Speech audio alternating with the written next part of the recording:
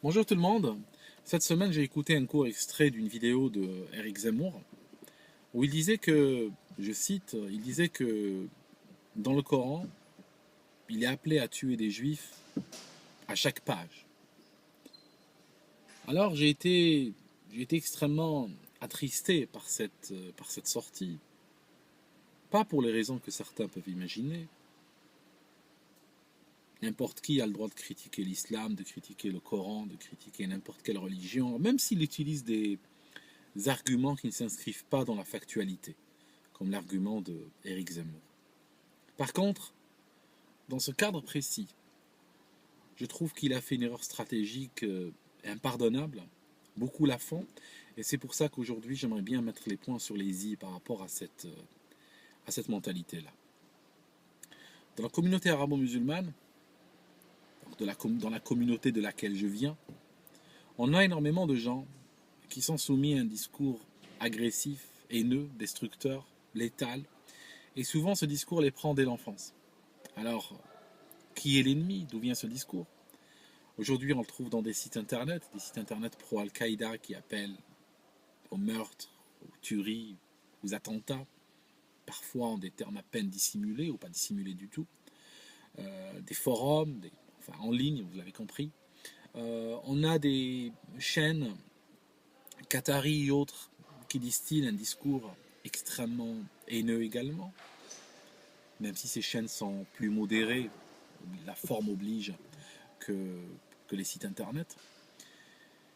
Et ce qui se passe, c'est que ça parle à des jeunes, malheureusement, qui ont un univers mental extrêmement fermé. Ça signifie que ça parle à des jeunes qui, souvent, de toute leur vie, n'ont pas lu un livre, de la première à la dernière page. Ce sont des jeunes qui, des fois, malgré être passés dans un cursus scolaire, normal ou à peu près normal, sont incapables, d'arriver à l'âge adulte, de lire un article de presse d'une rubrique très simple et de le résumer en quelques phrases.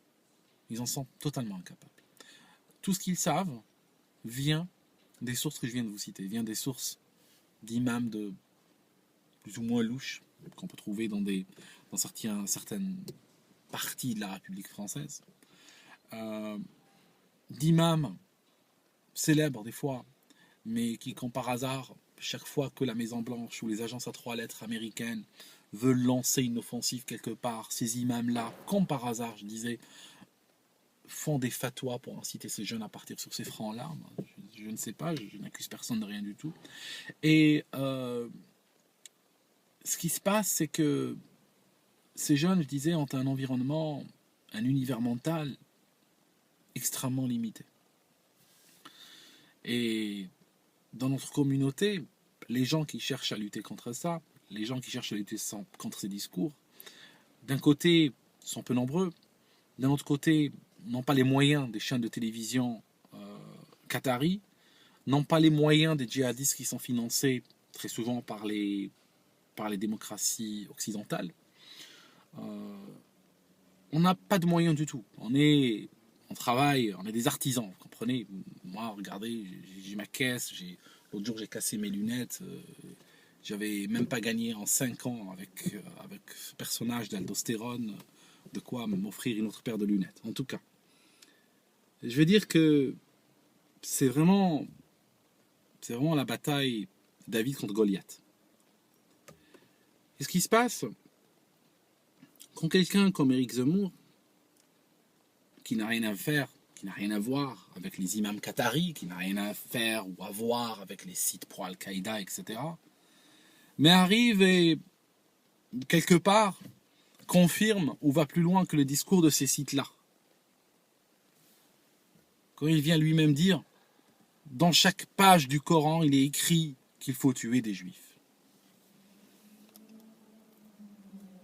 Quand ce discours arrive à des gens comme moi, on s'en fout.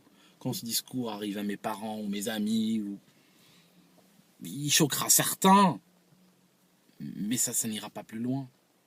Mais quand il tombe dans les bonnes oreilles, quand il tombe dans les gens qui sont déjà sous l'influence idéologique pro-Al-Qaïda, et qu'ils voient que Éric Zemmour, qui n'a rien à voir avec les sources habituelles qu'ils entendent, et qui lui-même est en train de testifier que dans le Coran il est dit qu'il faut tuer des juifs, je veux dire, ça vient confirmer les discours qu'ils entendent par ailleurs. Ça leur donne de la crédibilité. Je vous parle de gens qui, les, lorsqu'on vient les challenger dans leur croyances qui sont gravées dans leur tête comme sur de la pierre, et c'est des gens qui te disent, je l'ai entendu à la télé, je l'ai vu à la télé, soi-disant que quand je l'ai vu à la télé, tu ne peux pas le remettre en cause. Et quand les discours les plus haineux auxquels ils sont soumis viennent trouver confirmation, j'ai quelqu'un comme Zemmour, je le prends en exemple aujourd'hui parce que c'est très flagrant, mais il y a d'autres qui tiennent des discours similaires, c'est vrai que va lutter contre ça après, va lutter contre ça. C'est, je veux dire, même si ça avait été vrai,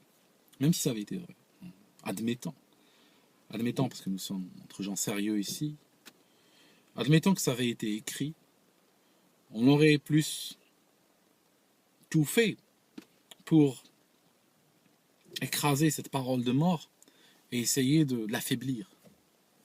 Mais alors là, non seulement cette parole de mort n'existe pas, mais on va la créer et puis on va la diffuser à tout le monde. Et ça c'est vrai que ça rend la bataille extrêmement difficile. Quand des gens qui sont dans le camp du bien, entre guillemets, on ne sait même pas où est la ligne de front entre le bien et le mal. On est comme un petit peu ces époques où la guerre se mélange avec la patte d'un chien, comme on dit en Algérie. On ne sait plus où est la ligne de front. Et là c'est vrai que très difficile de se relever et puis continuer à lutter, mais on va le faire. J'ai pris au hasard juste un verset du Coran. J'ai ouvert une page au hasard, je suis tombé sur ça. Non, c'était pas au hasard, j'ai été le chercher. Mais je voulais vous montrer. Vous pouvez arrêter la vidéo, je la fais passer en haute définition, donc il est toujours possible d'arrêter la vidéo et puis lire le verset que j'ai trouvé sur les Juifs. Alors ça, je l'ai trouvé dans une des souras, d'une partie du Coran, si vous voulez, qui est une des dernières à être arrivée, si ce n'est la dernière. Alors, il est écrit dedans, nous avons fait descendre la Torah dans laquelle il y a guide et lumière. C'est sur sa base que les prophètes qui se sont soumis à Allah, ainsi que les rabbins et les docteurs, jugent les affaires des Juifs, car on leur a confié la garde du livre d'Allah, et ils en sont les témoins.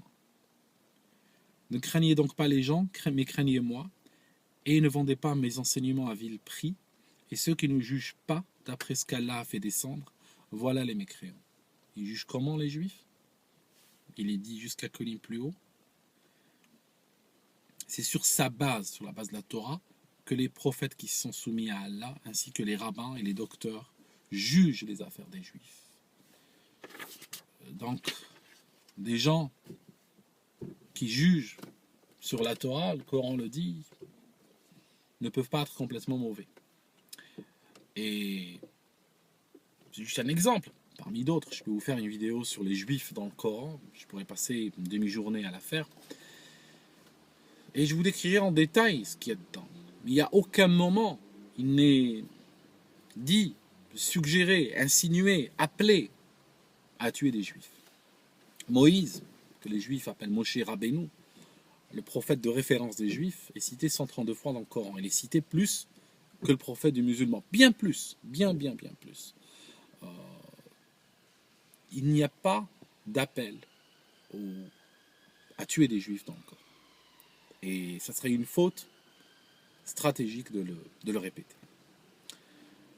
Je regardais hier des vidéos de djihadistes en Irak qui circulent en voiture et qui tirent sur les gens au hasard. Tu vois des gens qui marchent, qui fuient, des populations civiles qui sont en fuite, qui partent. Tu vois deux gars qui marchent et puis la voiture des djihadistes passe et ils leur tirent dessus, les abattent, sans leur demander qui ils sont. Juste, ils les abattent pour le plaisir. Tu vois un taxi passer et puis ils leur tirent dessus, puis tu les vois vider des chargeurs sur les passagers. Ces gens qui sont morts dans cette vidéo, sont en train de mourir aujourd'hui pendant que je suis en train d'enregistrer, sont selon toute vraisemblance des musulmans. Ce sont des arabes. Et comment on va justifier leur mort? Est-ce qu'il est écrit dans chaque page du Coran qu'il faut tuer des musulmans? Qu'il est écrit dans chaque page du Coran qu'il faut tuer des Arabes? Tu comprends? C'est ça le truc. C'est que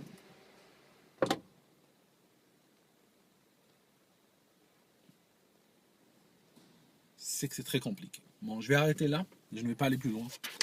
Je vais développer sous un autre angle, mais c'est un angle spirituel et ça pourrait nous entraîner très loin. Je ferai une vidéo comment dire, très pointue sur le sujet que je voulais développer. Mais pour le moment, je vais arrêter là. C'est vrai que ça m'a foutu un coup, cette histoire de Zemmour et tout ça.